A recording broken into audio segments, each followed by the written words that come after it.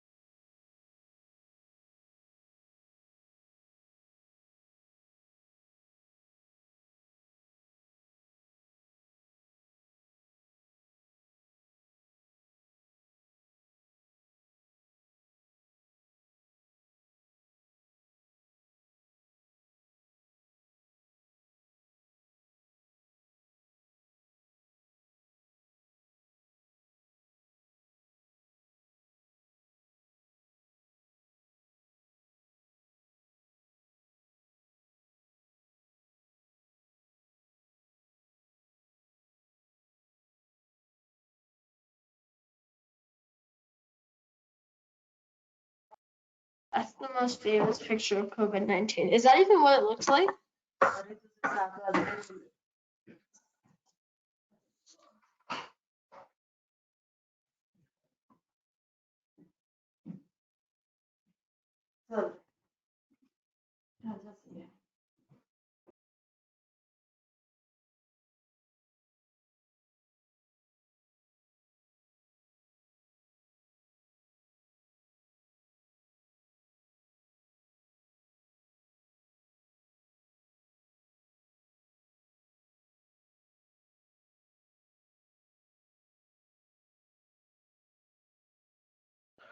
All right. So, hey guys, welcome to the webinar with Chicago RIA today. And this is obviously the meetings that we usually do are down given the set of circumstances.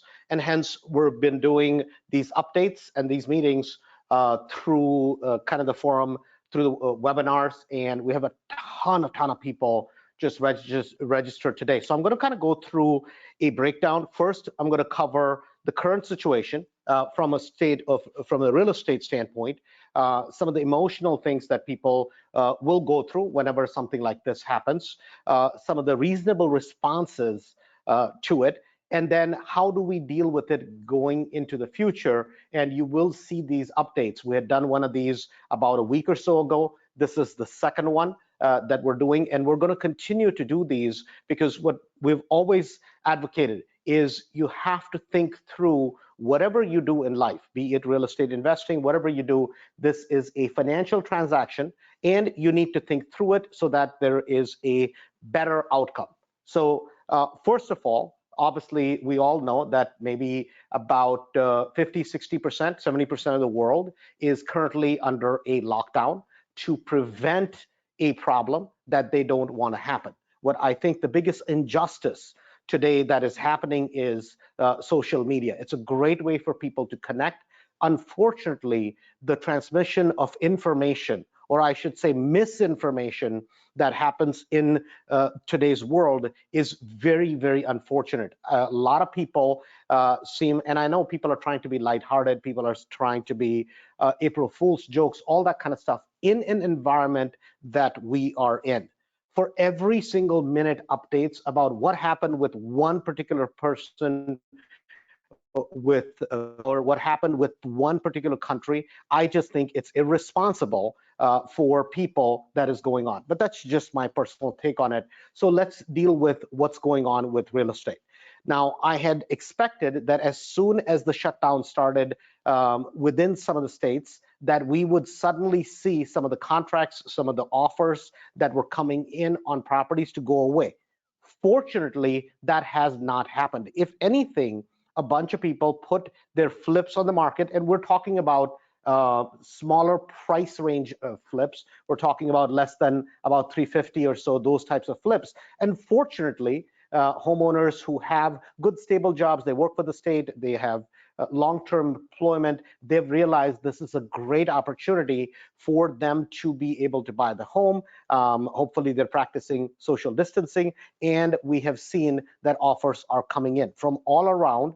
In general, agents are telling us that at least in a bread and butter price range, that has not necessarily been hit hard, which is a positive sign. Now, will it remain that way? We don't know. That is yet to be seen. But yet, what we have advised everybody from Mastery, as well as what we're suggesting to you, if you have big projects that are going on, what you should be doing is you should be thinking about conservating your capital. That should be something that you should think about, is how do I conserve my capital in case things get bad? So between Rahul and I, we own a few hundred rental properties, and we have practiced what we preach for the last 7 or 10 years, which is we don't live on our rental incomes. What we've done is all this time we've been busy buying better quality rental properties as the years have gone along, and we've been paying off some of these rental properties. So in the short term, even people like us, do we have a problem? No. Would we have a problem in a very long term if we continue to basically, nobody quits paying, everybody quits paying rent? Of course, at some point you will develop a problem. It may take 4, 5, 6, 7, 8 months, but the question today becomes is you should be thinking about conserving capital, because whenever there is times of turmoil, what we have to think is, okay, let's just kind of stay put a little bit. That doesn't mean there are two types of people today. One is, oh my God, the whole world is over, right? And that person is just basically a pessimist, and I happen not to be a pessimist. I happen to be a short-term pessimist, and I happen to be a long-term optimist. And what do I mean by that? If you are a real estate investor, in fact, if you invest in anything and if you're going to be successful, you have to have this sort of a mindset, which is in the short term, things can go wrong, yet over a longer period of time, things are going to be okay. Because if you are just a long-term pessimist and you think every single thing is going to go in a hell in handbasket, I think there's something mentally wrong with you. Because then the question becomes is, why are you even alive? Why do you live day to day? How do you manage to get up every single day and run your life? Because if you just always think that everything is going bad, it's just worse than it has been. And so before we get into exactly what we do with real estate, I want to put things in perspective a little bit and just understand. I'm not one of those people who goes, when the odds are 100% against you, you should go uphill. I have never been that type of person. I tend to think through, try to think through at least, where are we reasonably? Is something really coming to an end? Is it the end all be all? Most of us, if we live in America, have come to America within the last 3 to 4 generations. Most of us, right? That is about 95% of the American population that have been in this country relatively to the history of the world over a short period of time. Most of us are all immigrants at some point in history, right?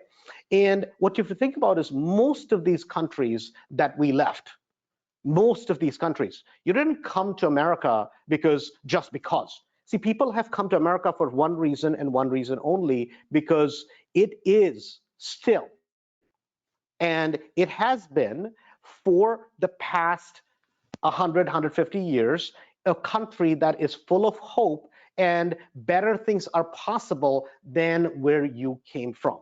That's just a fact of life. You like it, you don't like it. And today, at a time like this, it is not about politics. We all have our opinions about how things should be and how things could be better, sure. But yet, we should feel very blessed that we live in a very, very great country. Why? Because at the end of the day, if you look at it from any which way, we are at the top of the food chain compared to 99.9% of the world. I don't care if you include Europe in that population, right? Europe is the third or fourth most populated country in this world, and economically, even the poor people, as we like to talk about it within the United States, if you really want to see poverty, just at one time in your life, when all this is over, go look at some countries like India, China, some parts of Mexico. You'll understand what poverty really is. So as much as sometimes we all do it, moan and complain about things. I do it, everybody does it, right? We're very, very blessed. Even with this crisis, we're blessed to be where we are with the systems that we have in place. That's number one. That's my belief system. But if we look at the history, kind of historically, where things have been, and then we will bring it to the present day today, right? If we roll back the clock about 100 years or so, which is back in 1920s, right? People have a very nostalgic feeling. Well, you don't understand, Andrew, how things were supposed to be, how things used to be. It used to be great. Guys, listen, we live in a better time in history than the world ever has. You realize just 50, 60, 80 years ago, right? Something like this happened. Millions and millions of people would have died even before anybody realized what the hell was going on. Compared to that, because of modern medicine, where we are in time and history, we are very, very blessed. And the world is not all bad, and not all things are bad, as far as I'm concerned. Because if you look historically on where the market was, right, in sometime around the 1900s, if we look at the stock market, this happens to be a graph, if you look at my computer screen, of kind of where the stock market was, where it went up to, how it climbed, and what the recovery period was. The recovery period was almost a 15, 18-year recovery period.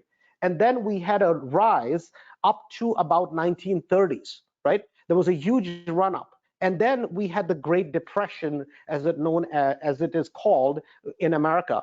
And that was in 1933 or so. That's where we had the Great Depression. Now, I'm not going to get into the presidents. I'm not going to get into the history of this. I happen to be an avid reader of this kind of stuff, because I always want to understand, where have we been? How were times when things were really bad? How were they handled, and how long did it take? Today, we live in a microwave society, meaning that the upsides are basically about 10 years, and yet the downsides, even if we want to say the 2008 recession was bad, relatively compared to history, it was not as bad, because people lost properties, not only in the United States, around the world. If we in the United States get hurt, guess what happens around the world? China gets hurt, India gets hurt, Europe gets hurt, Africa gets hurt, South America gets hurt, every single place. We don't live in an isolated world today. We're all interconnected. And because of that, if the people who are at the top of the food chain, meaning the largest consumers in the world, are still Americans, if we're hurting, everybody in the world is hurting, because it is a domino effect. We're all tied through. Now, some people can look at it as bad. Some people can look at it as positive. I happen to look at it in a positive light. Why? The reason behind that is this, that when an incident like what we're facing today happens, and when the entire world pretty much is shut down economically, and it's shut down so that we prevent a loss of life, a bigger thing than just the economy itself, right? All the pundits, everybody, oh my God, it's been unprecedented. Nothing has happened ever before. You go back 20, 30 years, 40 years, right? You go to the Middle East, you go to some parts of the world, people were dying, they were getting bombed. Really, is that any better than what is going on today? I think today, in fact, people at least have food to eat to the most extent, right? At least in America, at least we're better off. The catastrophe is what is going on, economic. Stopping business as usual is to prevent the loss of life.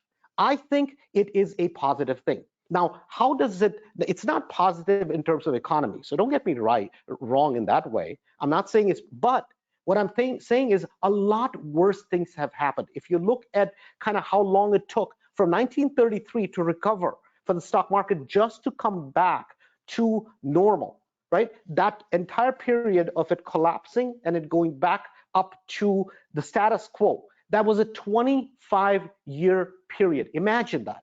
Yet, how do we remember the 50s? We remember the 50s in America, right? See, a lot of times there's a nostalgia that is attached to the past, because for all of us, our experiences based on when you were born, let's say you were born in 1940s, and for the next 10, 15 years, 18 years, 20 years, you saw a straight curve of the market going up. So then what do you remember that as? You remember that as the roaring 40s or 50s or 60s. That's how we remember, because that's based on our experience. But yet, generation of parents that came before that, they remember the Great Depression. If you talk to anybody who is older or your grandmother age people, they will remember that Great Depression, and they are a product of their experiences, meaning they tend to be very frugal, they tend to be very tight with money, they tend to be, because why? Because they had an experience at one time in history when literally there were breadlines. If you come from Europe, you come from a lot of other countries, you know exactly what I'm talking about, because in the history of humankind, we have faced those kind of issues. Yet we don't face those issues today. Today, our biggest problem is we're buying too much damn toilet paper. Today, our biggest problem is we're buying too much meat products, and hence the grocery stores are running out of it. Not because there is a lack of, but it's because of fear, and people actually have the cash in their hands or on their credit cards to go swipe it and buy excess of it. And we all, to a certain extent, when there's fear and uncertainty, we want to make sure our little world, our little family becomes safe. And that is okay, but just understand, in the big scheme of things, where are things? I don't, again, believe that everything is coming to an end. We have to be cautious, yet optimistic about the future. Now, as we get into the 50s and the 60s, where was the market? The market kind of stagnated in the big history of things. Obviously, there was ups, there were downs, and then straight from sometime around the 1990s. And if you look into 2001 or so, if we go up kind of somewhere around here in this particular graph, what you notice is all the way up to about 2000, the stock market completely went berserk. See, whenever the market is on the upside, right, nobody counts their blessings, and nobody looks at last 10 years that it was ridiculous how high it really went. And then we all know we had a crash of the stock market where a lot of people lost a lot of money because they were doing things that were irrational. And yet throughout 2000, 2001, 2002, relatively in the big scheme of things, the market necessarily did not crash. Now, did that mean that a lot of people did lose money? They did. If you look at kind of the downturns, there were downturns. Yet all the way up to 2007 or so, the beginning of 2006 and 7, the market was good. Why? Because the housing was what was pushing the market through. Every time you buy a or sell a house, you either buy a house or you sell a house, there are 18 to 30 other jobs, depending on how you look at it. When you buy a house, not only we think about it, well, a real estate agent makes commission. Well, what about the attorney? What about the title company? What about all the people who work at the title company? You go out, you buy more toilet paper, you buy more furniture, you buy more things for your new home. That has a domino effect. Housing, singularly, housing compared to anything else. Why? Because it is simple. It's food and shelter. Besides your health, it's all about food and it's all about shelter. That one industry impacts every single industry in America, and not only in America, but throughout the world. And fortunately, we all happen to be in that particular industry.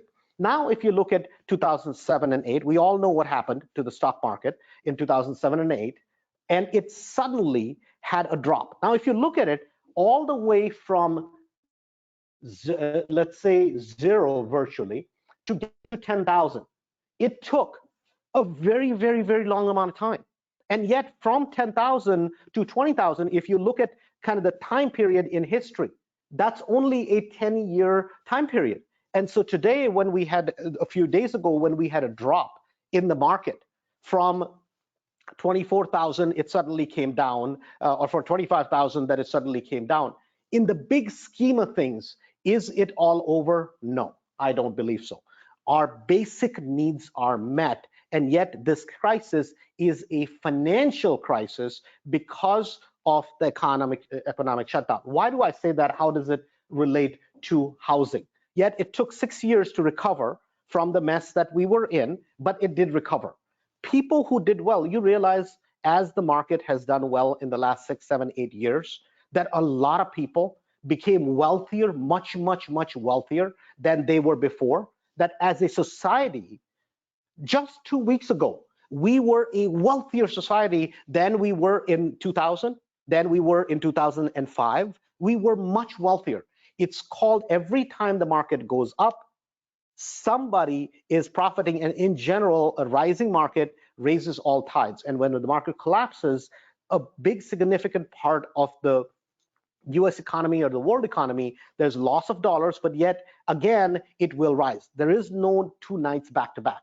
I say that because I want to put this in the big, larger scheme of things. So if we look at the real estate market, right, and this I'll break down a little bit more, and I'm going to use the average price of a home adjusted for inflation to demonstrate this point, and hopefully this will make some monogram of sense. Now, just understand that when 9/11 happened, what was the narrative we heard? Oh, we have never had this sort of a thing happen in America. Of course, we never had that sort of a thing happen in America. And we all, if you remember where you were, we all probably remember that moment where we were at the time of 9/11. We all remember the days, if you're old enough to, in 2005 or 6 or 7, I was selling real estate at that time, in 2006 and 7. So I remember what I felt like, that feeling in your gut where you just don't know what to turn. Every time you hear the news, you feel just terrible. You want to jump off a bridge because you're like, oh my God, it's all over. Guess what? The job of the newsmakers is to do one thing. Their job is to deliver ratings. Their job is not, news just happens to be a part of it. So what they do is they make it very, very, very salacious. And even if you are in middle of Iowa growing corn, you're concerned about the stock market collapsing because how now you, the Mr. Farmer, are going to starve. Your life is going to be over. Why do they do that? They do that because that's the only way they can manage to get our attention, right? So if we look at the housing market, let's say in 1963, if there was a house that was purchased for $19,500, 1963, right? That house by 1970 was worth about $27,000. That same house in about 1975, I should say, I messed that up a little bit. In 1975, that same house was worth $41,000. By 85, in a 10-year period, that same house had almost more than doubled in value. It was almost worth $100,000, $98,500 to be exact. By 1990s, now all the gray areas where you see these shaded areas, each of these at that time in history were called depressions, were called recessions. That's what those gray shaded areas indicate. By 1990, that house was worth $153,000. Now, it depends when you bought the property versus when you sold it. But if you bought the property in 1963, imagine, you lived in the home at that time. The average family, it's not like today. The average family lived in the house 20, 30 years. That's where people would grow up, 3-bedroom, 1-bath house, 5 people living in it. That was the norm. I mean, imagine, let's say if we take a suburb like Skokie, if you could afford to live in Skokie at one time, since we happen to be in Chicago, you were doing well. And you could have bought a 3-bedroom, 1-bath ranch at that time in history in the 60s for $55,000. If you bought one for $62,000, which had a garage, you were the rich person on the block, because a lot of those houses were barely 850, 900 square feet. If you had a finished basement, oh my God, you have a finished basement and you have a garage, that was a big deal. See, we forget where we came from and we forget our historical context. Think about it.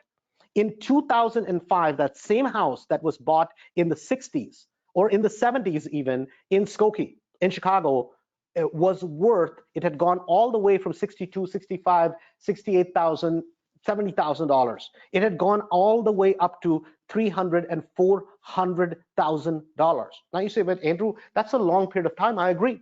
But if we look at 63 here, all the way to 1990, the property prices went up in relation, and this is adjusted for inflation, mind you, till $153,000. This is the average property in America.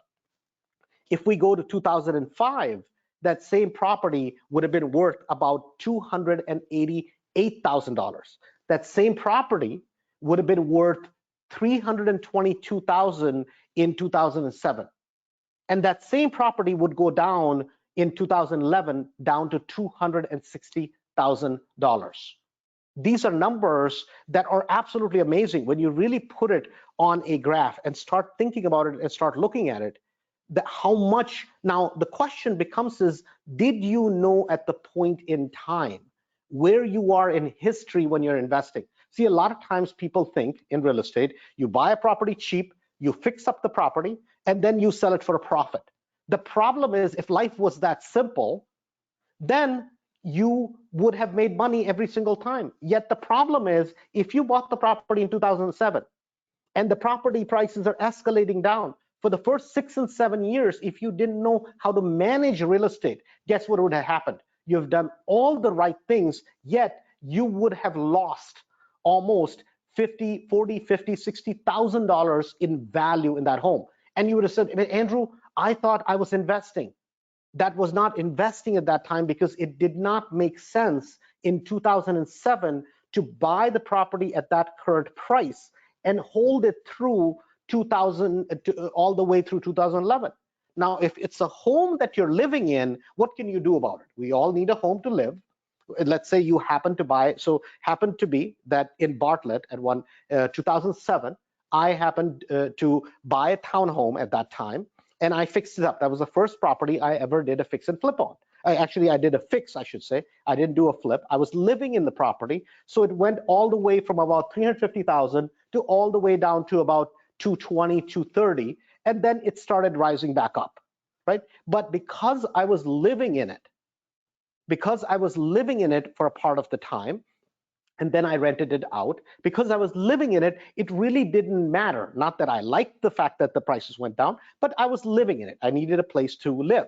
So it didn't really make a difference. Yet, if you take it a little bit forward, so if we take that time from 2007, by 2015, we had pretty much come back, if not exceeded, and this is not going to hold true for every single town in America. This is going to be across the board in general, if we average it out for America. Now, if you're somewhere in the middle of nowhere, obviously you did not see as dramatic a collapse, and you did not see as dramatic a rise either. But if you take some places like California, New York, Phoenix, Miami, Atlanta, some of the big, the far West Coast, the far South, there was a huge swing in prices. Even in Chicago, we saw a huge swing in prices, and then we saw a taper off, and then we again started a turn.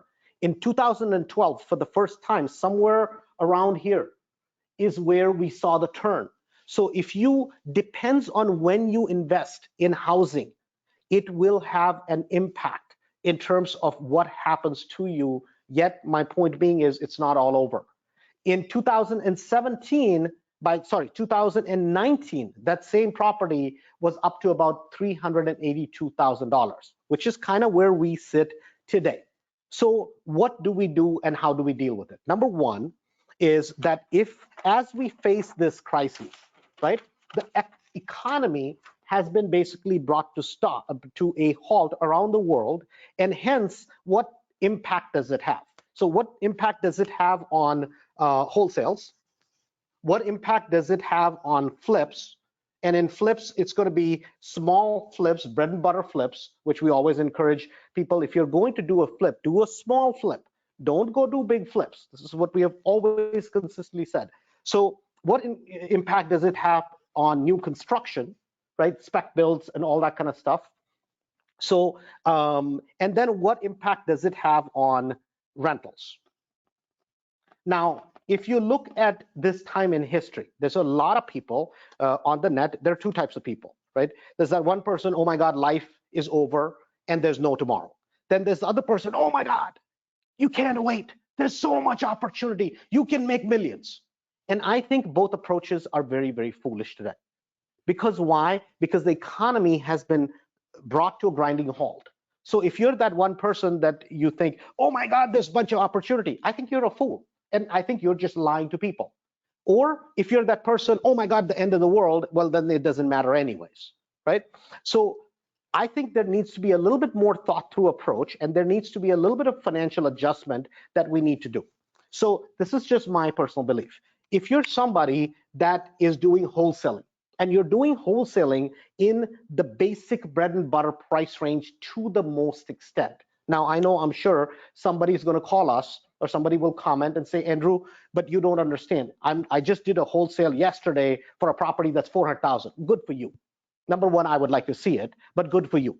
I would suggest that if you're going to do wholesaling today, what you do is you do wholesaling to people who have cash, who are not going to a bank to get a loan. If you're going to do wholesale, make sure your wholesale buyer is locked in. So let's just say you put up 1K in earnest money or $500 in earnest money to tie up the deal, or $100, whatever it is, that you get your buyer on the hook for $3,000, $5,000 non-refundable deposit so that your cash is not on the hook. Don't go promise sellers all kinds of things. Now, what it does do is this: in an economy like today, on the other side of it, see, there's always a yin, there's always a yang, right? Meaning there's a good part of it, there's a bad part of it. So in an economy like today, you can't believe the amount of calls we're getting from distressed homeowners that were in distress, that didn't want the properties to begin with. Now suddenly they're like, oh my God, we have to sell. They're desperate sellers. But the problem is, because the economy is at a halt, we just need to be careful. That doesn't mean that you don't get properties under contract. But please don't go out, promise things to, let's say, REO agents that are selling a property, make big promises, and then you end up canceling the transactions. Don't do that. But if you have homeowners, if you have direct from seller type of contacts, can you get the property under contract? And then don't promise that, yes, we're going to close for sure in the next 30 days. Just say, hey guys, listen, would love to buy the property. We're going to buy it, but we just have to deal with the present day conditions. See, in a market like today, everybody understands that it is what it is. This may take 30 days, it may take 60 days. We just don't know the amount of time it's going to take to get past this, right? So even if you're going to get a property under contract, this is the best time to go after homeowners that are in some sort of distress, that are probate deals, that are short sale deals. Those are the things I would go after. Right now, I would necessarily not go after online auction type of deals. Now, am I saying that you can't find one? You can find it, but make sure whatever the current value is today, whatever the current value is, let's just say the back end value on the property is 220. That's the value. And let's say your buy price, your strike price, you're buying it. So the typical formula we use is 220. You take 70% of that minus your rehab costs, right? And then you come up with the max allowable offer. So let's say your max allowable offer today, based on today's number, is going to be 110. What I would do in today's market is this: I would go down about 15 or 20% on that 110 and make an offer at 90, make an offer at 80, 85. See, today, if you make an offer that is 15, 20%, even more conservative, guess what you're doing? You're giving yourself that room for error. So even if things open up in a month or so and the market adjusts itself, you have kept up, or you're below the adjustment price. With stocks, you can have a 500, 800 point drop one day. Well, typically today, nowadays, there's a 500 point drop. They stop the market, right? But the stock market can tickle down very, very quickly. That doesn't happen typically with the real estate market. The real estate market can come down over a year's worth of time, 5, 10, 15%. So even if you bought the property at a huge discount, what happens is you have a safe bet. So if you're going to do wholesales today, as long as you make sure your attorney approval. So the biggest thing is your attorney approval needs to be kept open. Your village inspections need to be kept open. Why? Because there's some of the villages are working, some of the villages are not working, right? So those types of things, you need to just, as long as you hedge your bets, you're totally fine. Now, anything that is bigger type of houses, unless you have a buyer that you're for sure is going to buy the property, I would be cautiously optimistic about it. Doesn't mean you stop, but I would be much more cautious and I would be much more conservative. Now, on the flips, so we're going to talk about flips and then we'll talk about rentals, tenants not paying more their rentals, and then how do you deal with if you have a bunch of outstanding loans, right? So in terms of your flips, how I would look at it is, if you have small flips already, look at the numbers. If there are properties that are under contract, guys, listen, in a market like today, this is just me, this is how my brain has always worked. I always think about one thing.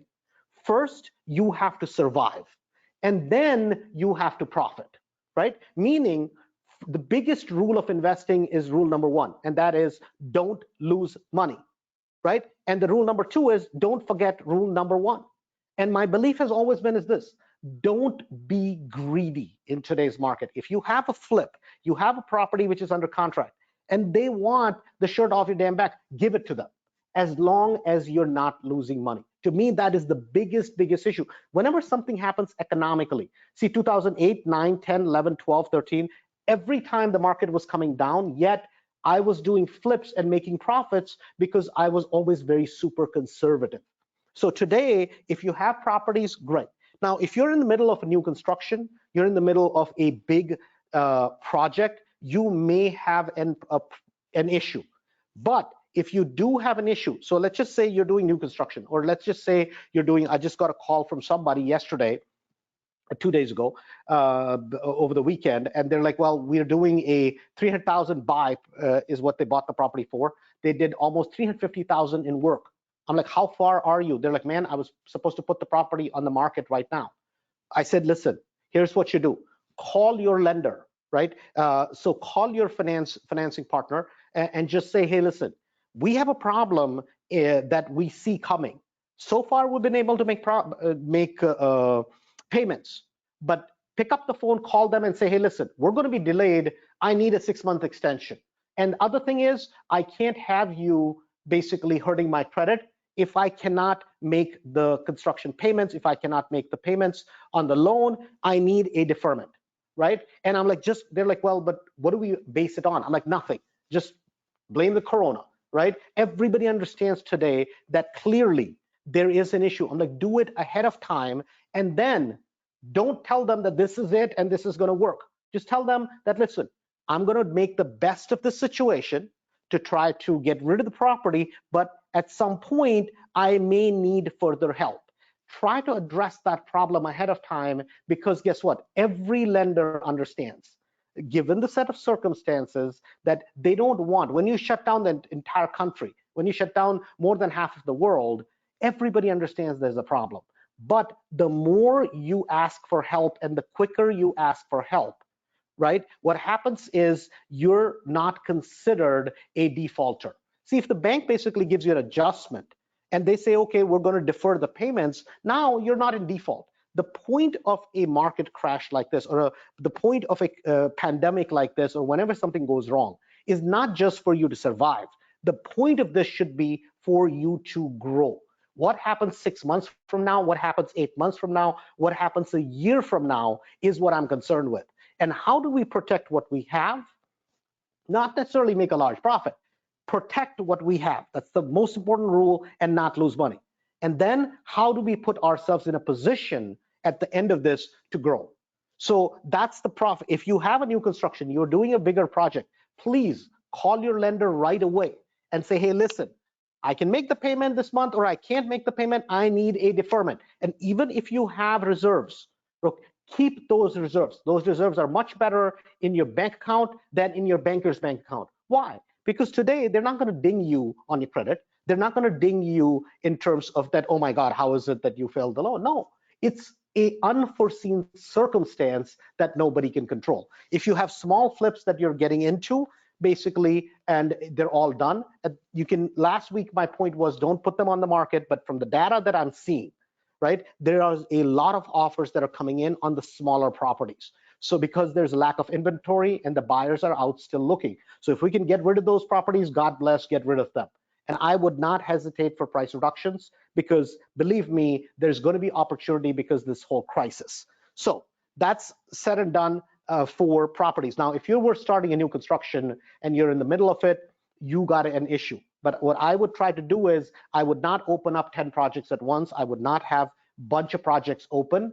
The ones that you can manage financially, those are the only ones I would do. I would much rather see you have cash in your pocket. Don't do what people did in 2008, 9, and 10. A lot of these people could have saved themselves, but what they did is they kept keeping people on payroll, because we all feel through this times, correct me if I'm wrong, if you have felt that, oh my God, what is going to happen?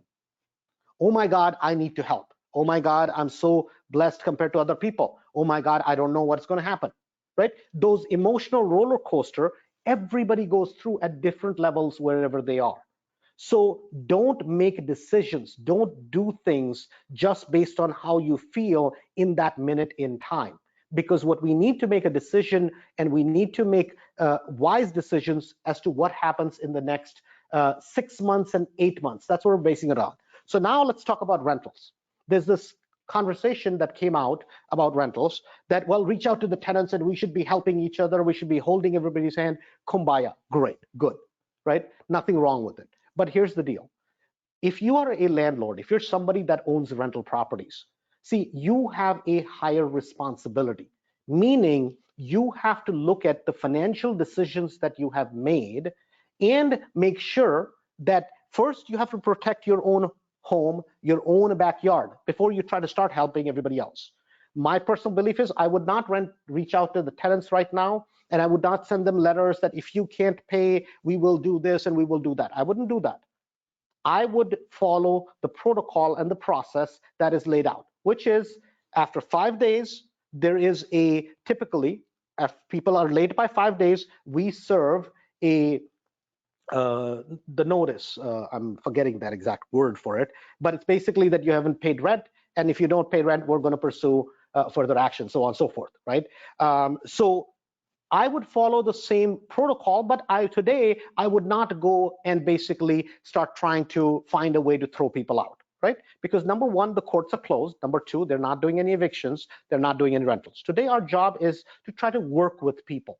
But I would not encourage people from not paying your rent or start making deals. People who pay rents, let them pay rents. People who cannot pay rents are a little bit late. They tell you, try not to charge them late fees. Be reasonable in today's time frame. Why? Because just as they need help, you at some point may be in a position that you may need help. So you want to keep those lines of communication open. Other thing, if tenants can only pay half your rent, 3/4 of the rent, whatever the case may be, that's fine. If you have Section 8 tenants and you have money coming from Section 8, but you don't have the tenants portion paid, that doesn't mean, in my opinion, that it's forgiven. It means it can be paid back in the next 3, 4, 5, 6 months at a little bit later point. It's deferred. That is what we would suggest, right? Don't just start immediately making decisions today that you may regret in the near short term. So that's number one. Number two, if you have any properties that are residential properties, rental properties that you have a residential loan on, meaning any loan that is a Fannie or Freddie loan. Any property there's a Fannie or Freddie loan, all your banks from Chase to Wells Fargo to any of the big banks, they're offering already programs where your payments are not going to be considered late. Number two, you have to ask for deferment. And number three, that it will not affect your credit, which are the most important things. So you're basically, what you're doing in turn is you're modifying that loan. And let's just say they give you a 3-month deferment today, or they give you a 6-month deferment. What they're saying is they're deferring that payment. They're not saying you're not on the hook for it, right? They're just saying, hey, we're deferring it, and as long as you live by whatever you agree. So let's say 6 months from now, things have stabilized, things go back to normal in the next couple of months, and then people start catching back up. At some point, if you have to do an eviction, you have to do an eviction, and you go back to your payment schedule. It does not show up. It's agreed as paid. That is what it's going to show up on your credit report, which means everything is on schedule and you're not behind on anything. That's important because preserving our credit is the most important goal whenever something like this happens, and making sure in the future we can continue to grow. So on residential loans, and this is important, on residential loans, make sure you take the deferments that are being offered and it is not a negative on you. This is something critical. On commercial loans that you may have gotten, that are hedge fund backed loans. So if you bought a property and it's a commercial it's a residential property that you're renting out, whatever the case may be, and you have a loan from Chicago Funding, you have a loan from Finance America, you have a loan from Lima, you have a loan from any of those type of lenders. On these, same exact thing. You can ask for a deferment and they will give it to you. Already the feds are out to them also saying, hey, listen, we don't want everybody in America going belly up. We want to make sure we're working with them. Now, that has nothing to do, the deferment that you're being offered, what you're paying and not paying, whatever, that has nothing to do with your tenant. The tenant, as of right now, if things may change, as of right now, they're still on the hook for their rent, but you may work with them based on their given circumstances. So if somebody's retired, they're still getting their pension, they're still getting paid, they still have income coming in. What does that have to do? Because you're still financially responsible for your rental property. Nobody's getting you off the hook just because something like this happens. Sooner or later, the bank is going to say, hey, listen, man, you got to pay. So you can't just set people up using this environment and saying, well, no, you don't have to make rental payments. That would be a bloody disaster for your portfolio. But on commercial loans that are institutional loans, and this is important, on any institutional loans, you can also apply for a deferment. This is okay also. The only loans where I would not go and ask for deferment are loans from small banks or small lenders. These are people that do portfolio loans, right? I would not yet go and ask from them from small banks or portfolio lenders. If you may have loans at Chicago RIA, portfolio lender, right? We have a ton of people, especially in Mastery, we have a ton of people. There's a group of about 750, 800 people that own over 9,000 houses, right? So most of them have rental residential loans. Another huge group has properties that are under commercial institutional financing. Both of these are okay to ask for a deferment because that does not count against you. That does not count. Tomorrow the prices, let's say, get adjusted by 10, 15%, 20% once all of this gets cleared up, and boom, you start buying more. These two loans being deferred, it doesn't hurt you in any way, right? With smaller banks, with portfolio type of lenders, it may not hurt you on your credit. Your credit will be perfectly fine because they're offering the deferment. But when they have a lot of opportunities that come up, you might not be the first person that is considered to take advantage of the opportunities. So let's say you have 10 properties, 5 or 6 of the tenants paid, 2 or 3 other tenants, 1 or 2 tenants just couldn't pay at all. There are 3 or 4 tenants that paid partially. I would parse that out based on where the loan is placed as to how you're going to react to that. So number one, for that, I'm going to have kind of Rahul come in and give his input a little bit, because for us, he manages that whole side of the business between my properties and his properties, all of us, those we own together. So these are a couple hundred properties. So the same issue that you have, we just have it on a much larger scale, right? And making a month or 2 or 3 months worth of payments are not an issue, but we're not going to burn through all our savings. And this is a conversation that I had with our lenders that, hey, listen, these are savings, this is money we have put aside. So just because we can make the payments, we're not going to burn through all the cash. What if this takes a little bit longer to get cleared up? We don't want to back ourselves into a corner. So let me make sure Rahul is on. and I'll have him maybe contribute a few of his thoughts.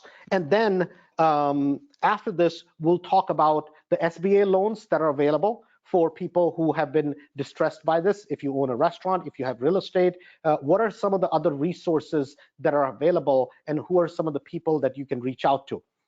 There is, just today I had a conversation with a banker. He's like, man, this has like never been done before. They have lowered the standards for SBA loans like no tomorrow, right? And most of us, you, I, anybody, you will qualify because we have been, and it's not necessarily that you have to be broke to qualify, right? You can have money, but your income is going to get affected, right? It is a true devastation. It's not like you're just making this up. You're being honest that your income is going to get affected or is affected because of all of this, and they want these loans out there. So I'll pull up that page as well. But in the meantime, I want kind of Rahul to share a few of his thoughts, what he's thinking about how we are addressing this issue. So Rahul, are you there? Yes, can you hear me? Yeah, go ahead. Speak just a little Okay. bit louder. Yeah, so basically, as Andrew said, the two things right now for anybody who has portfolio like what we have. So our portfolio is over 170 properties. The main thing you're trying to restore is your capital, one thing, and the second thing is you're trying to restore is your credit. Those two things are very important for you for any growth from here onwards.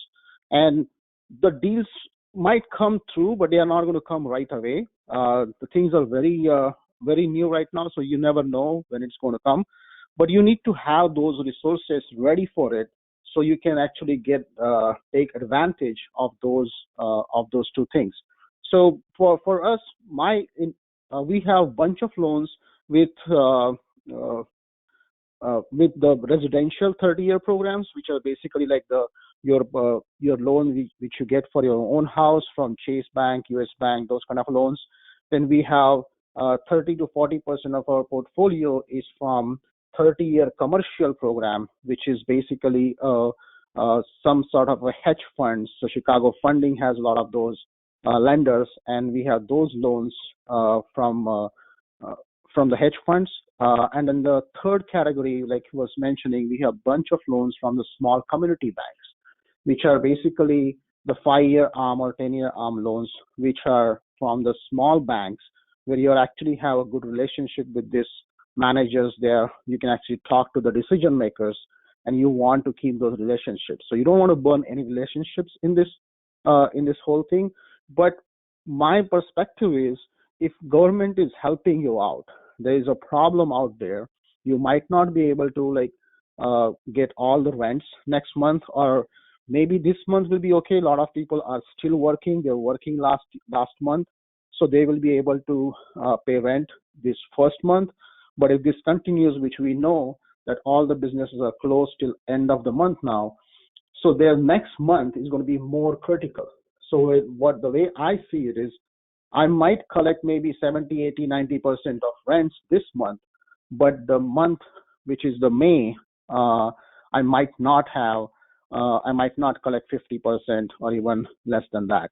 So you need to look for that happening on your portfolio.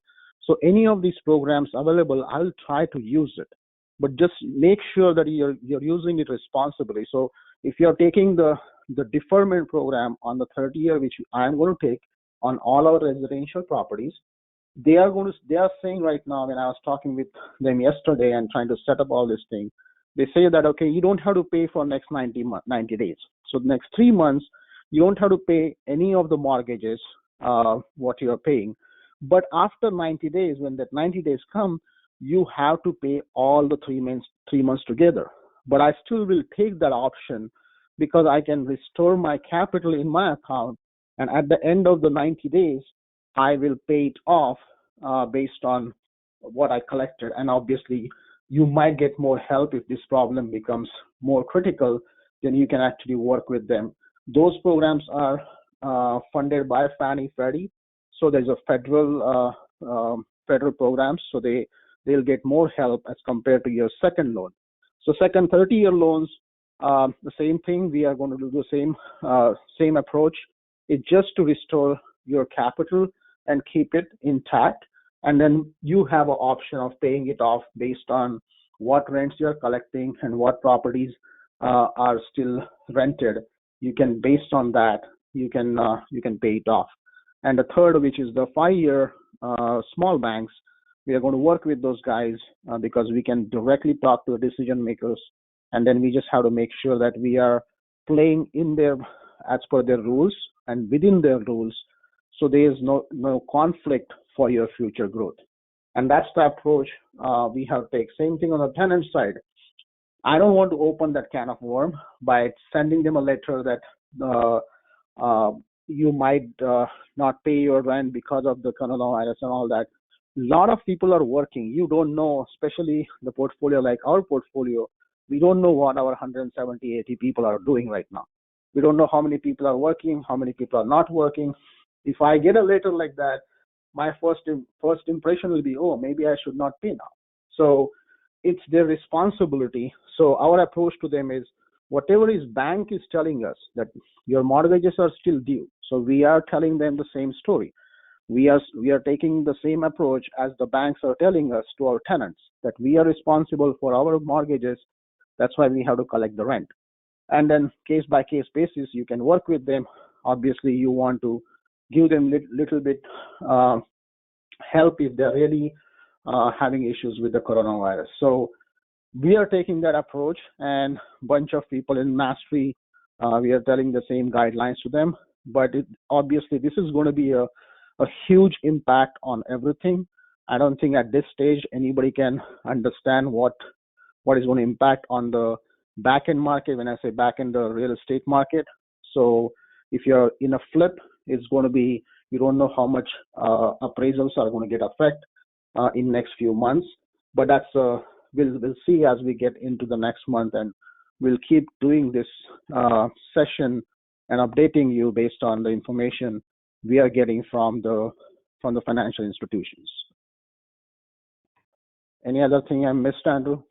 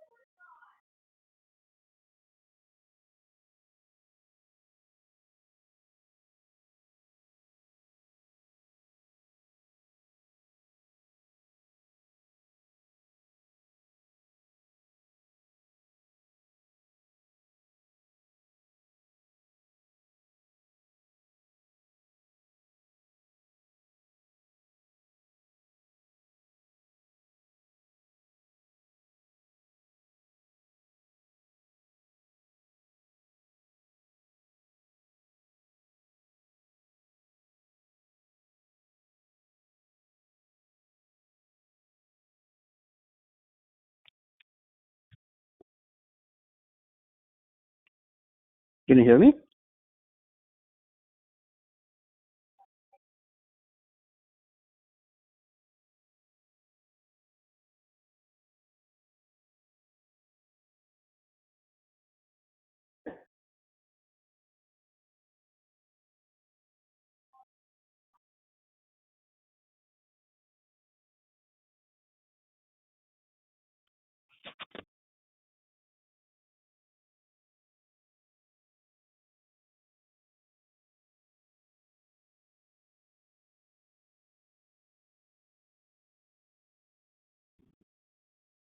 Andrew, I believe you're on mute. Andrew, last few minutes we couldn't able to listen to you. Oh, sorry. Sorry. I put myself on Did mute. you listen? I don't know when my voice went down. I don't know exactly when. Yeah, I could When I hear stopped, you. you started?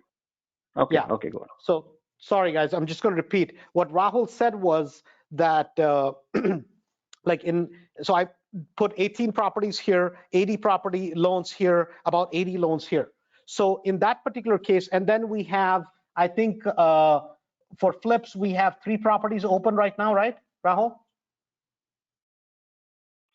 Yes. Rahul, we have 3 properties in the middle of flips. Yes.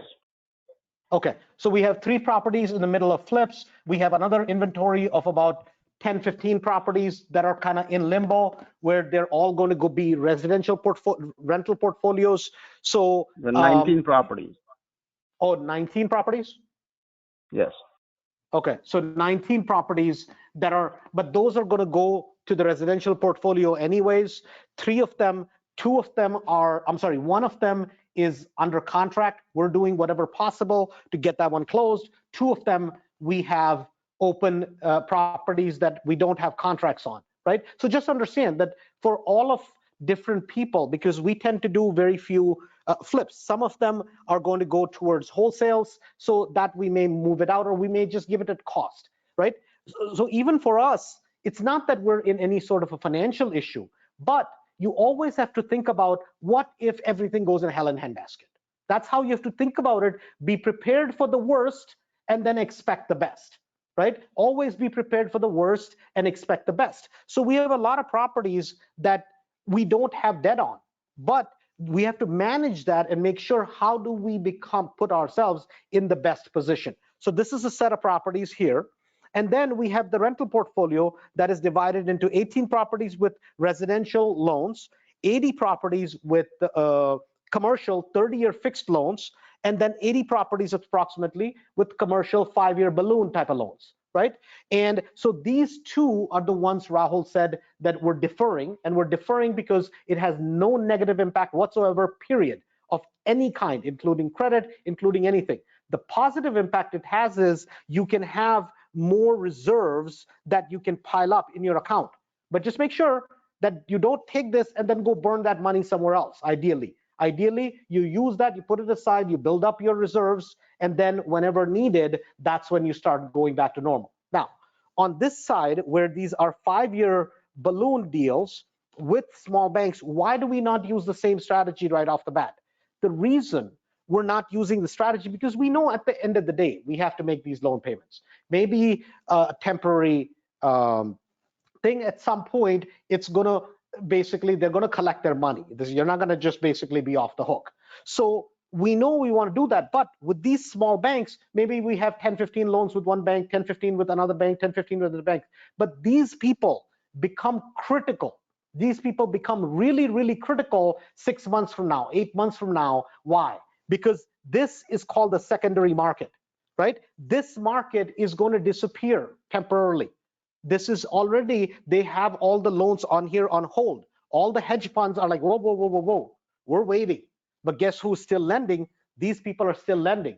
Right now, we have a bunch of properties that are going to go to the portfolio loans. In 2011, 12, 13, 14, how did we grow? We were doing all these loans. Then when this came in and this came in, then we went to these two. See, you always want to keep the people who are in your court, the people who help you grow, who you want to do business with. You never want to let them down in any way. You never want to show them any financial weakness, because guess what? What if I go back to some of the lenders that are here, I've taken a deferment from them, and they're like, well, we like you guys. You guys have always paid. You have a lot of properties. We know that. But you have loans with us that are deferred. We have a loan committee. They're saying we'll loan you the money once your deferment is over. Now, suddenly, I may have great opportunities in the next 6 months, 8 months, a year, year and a half. Because, guys, the opportunities are not going to necessarily, the real opportunity may not be necessarily right now. The real opportunity will be 6 months to a year, year and a half from now. Because the financial impact in real estate, it always starts 90 to 180 days past the event. In the stock market, it's all based on what's happening today or what they think, in fact, is going to happen tomorrow. If there is bad news that they think is going to come out tomorrow, the stock market reacts. And then it reacts actually once the bad news has dropped already. Then sometimes, because they realize the bad news is not as bad, or the bad news is already out, the market goes up in the stock market. That's not how the real estate market works. The real estate market is a slow moving market. It always moves behind the news, because with real estate, you can't react to it within a day. So make sure that don't just start going nuts today. Why we're saying be cautious, build up reserves, or make sure you know how to do short sales. Make sure you know how to negotiate with banks. That becomes more important in the next year, within the next year, year and a half. And you'll see that a ton of opportunities are going to come. There are 40,000 pre-foreclosures already existing. Before any of this happened, before anybody even heard of damn Corona, there were 40,000 pre-foreclosures in our market. Now, guess what's going to happen suddenly?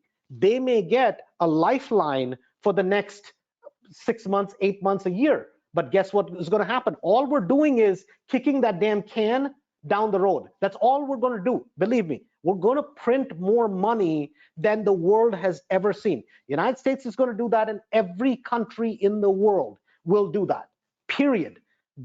Out goes the amount of debt versus GDP and all this BS, right? All the people who like to talk about all the stuff. Why?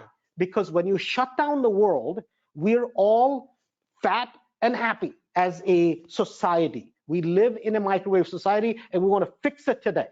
Nobody wants to wait for anything. We're all that way, and we're all that way now across the world, right? We want the political leaders to provide a solution today.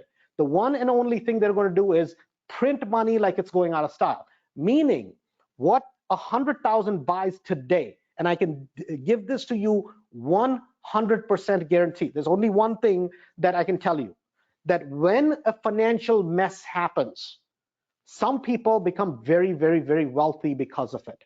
And it's always not based on, it's not based on how much money you have today. It's based on, do you understand how to navigate this mess, right? If you understand how to navigate the mess, that is where we always think, oh my God, if I had money, I would make more money. No, they're going to print money and they're going to give it away. And you watch, they're going to pump up the markets. It doesn't matter if it's a Republican, it doesn't matter if it's a Democrat that comes into the White House. Makes no difference this year. They will, because what they're going to do is we're going to print our way out of this whole mess, because there is no other choice. Otherwise, you leave it up to the way it is, and a lot of people suffer very badly, and nobody in America for sure and around the world has appetite for that anymore. Gone are the days where we used to send hundreds and thousands of people to war, and we would have 50, 60 people, 1,000 people dying at a war. Gone are those days. We don't live in that world anymore. Today, we want a fix, and that's what they're going to do to kick us out of this problem. So on Monday, we're going to do a webinar, and this is going to be the next session to this, which is talking about what is the secondary market, what happens whenever, and what is happening, because this is something very critical. If you are somebody that is investing today in the market, or you want to invest, this is something you need to understand as the situation changes. So Monday, we're going to do that with Juan Loya, and we're going to go into depth of it. That webinar will be recorded, and when it's recorded, listen to it again, because it's going to have a lot of technical details and nuances that may go right over even investors that are advanced investors, right? But it is important to understand how the financial markets react to this, based on how they will react to you, and then based on how do you gain from it. There is, if you're somebody today that just started buying rentals, that is doing flips, that is right now, is there a reason to panic for you? No. The only saving grace today is this: you are not in this mess alone. Every single human being around the world is in a mess, right, as a society. And that's a saving grace, because guess what? Your ship is not the only one sinking. Everybody's ship will sink. And guess what happens? When we all as humanity are in the same damn ship, guess what? Nobody wants it to ship. This is very different from 2008. This is different from 2001. This is different from what happened during the Depression or the Great Dust Bowl. This is a different thing because it's based on something that nobody could control. And so around the world, they're going to make different financial decisions that will help everybody, mind you. Now, people who are losing jobs today, the job loss is not a today thing. So what happens to the economy is this. Think about it. Something like this happens, all of the excess fat gets cut first, for sure. Then even some of the people who are essential to running the business will get cut. And then when the economy starts coming back, the people who are essential to business will be the first to get hired. Those jobs will get filled first. But that cycle is a 6 to 8 month cycle. So the people who are the excess fat in the economy, they're still going to suffer. But their suffering, you won't see that today. You'll see that a year or two down the road, because whenever something catastrophic like this happens today, that the effect of the dip is felt 6, 8, 10, 12, 14, 18 months from today in real estate. In Chicago, it may be 2 years from today because the foreclosure process takes 2 to 5 years in a place like Chicago. So it's important for us to stay on top of it. Don't do crazy things today. Be conservative, which our message has always been is be conservative. There's a website that if you haven't already gone to, if you haven't seen, please make sure you go there. Just put SBA loans and COVID or SBA loans and Corona, and you can pick up this website.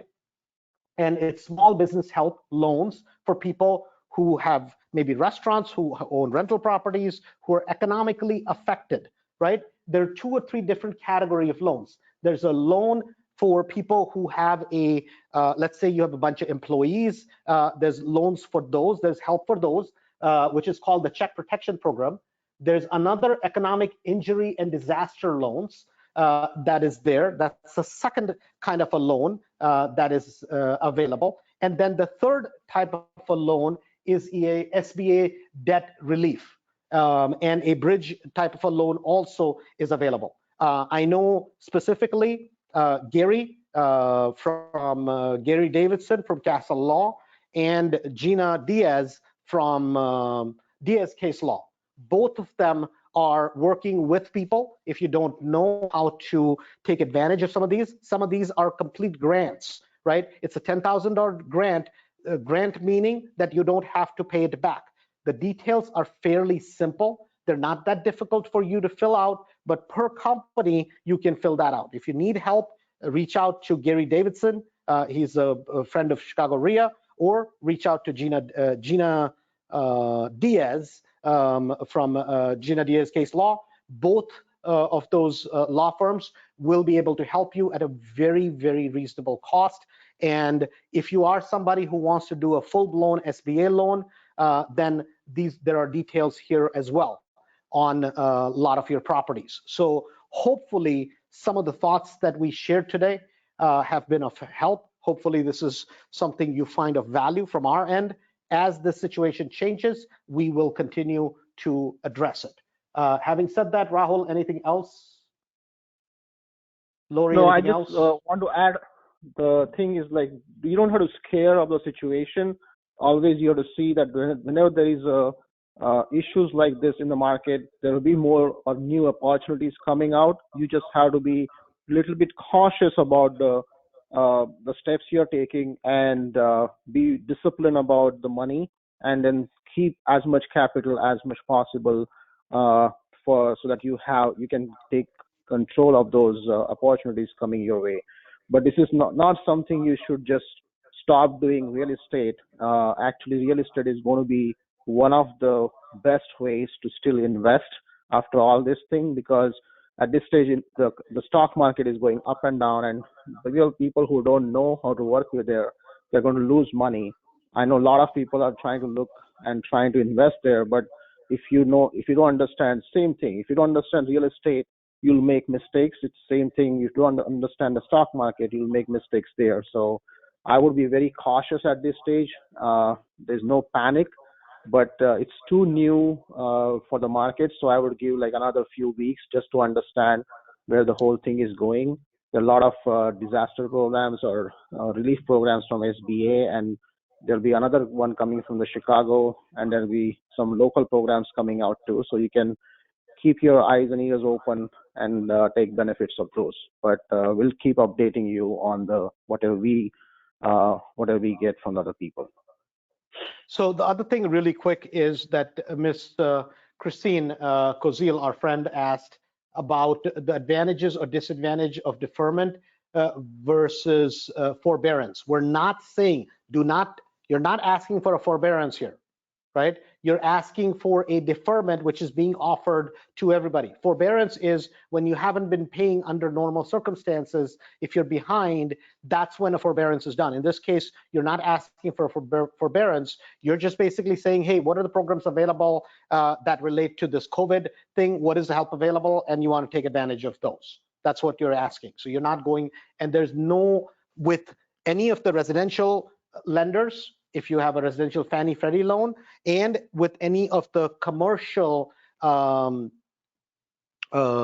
fund type of loans, there's absolutely no disadvantage to taking the deferment whatsoever. Here, there is a very nuanced and a technical disadvantage to a certain, maybe disadvantageous, but that's more technical, and we will discuss that on Monday when we do the next step of this webinar. That webinar is going to be a lot more on the technical side of things, the understanding of the financial markets, how they work.